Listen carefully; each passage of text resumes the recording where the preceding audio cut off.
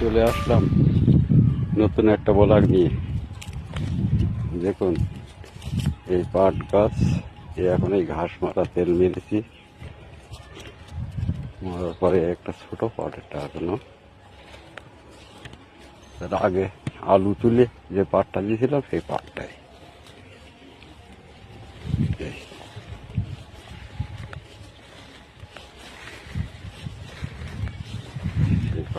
এই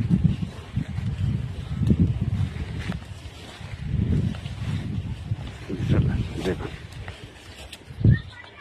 এর মধ্যে দিয়ে তিল আছে, এই তিল গাছ,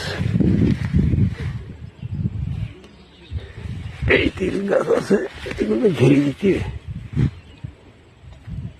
পাশে দুটো যদি হয় পুরোনো তিল, মানে গত বছর ফেলেছিলাম তিল, তাই তিল হয়েছিল।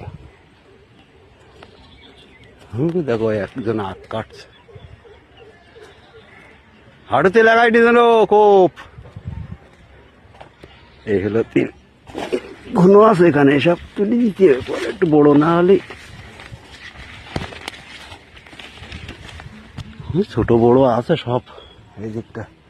এদিকটা তিল বেশি দিছে অবশ্য, আর এগুলো সরিষা, আর এটা হলো ছোট পাট। আজকে ঘাস মারা তেল মেরেছি, এই বেশি বড় না,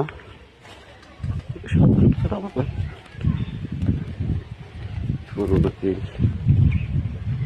এই এখন আগ্নে যাচ্ছে, ওই খাওয়া হবে এখন আখ, ঠিক আছে।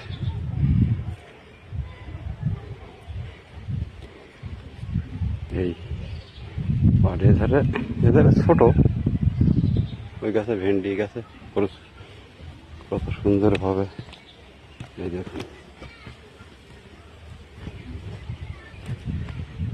এগুলো ভেন্ডি যেগুলো গাছে কড়া আছে, দেখুন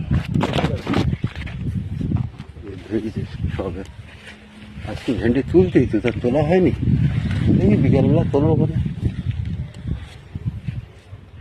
গাছে পোকা লাগিয়েছে, এই দেখুন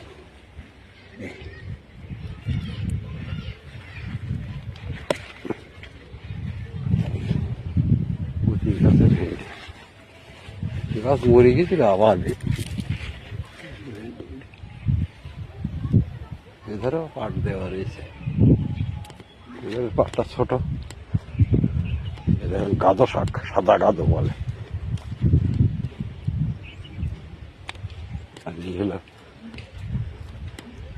এই সবে আগে তেল মেরেছিলাম, মারার পরে বৃষ্টি হয়েছিল, এখন আর বাঁচবো না, এতে এরকম চলবে।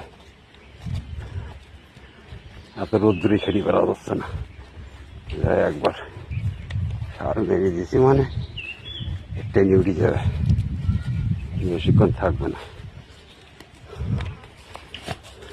এবার বিদায় নেওয়া যাক।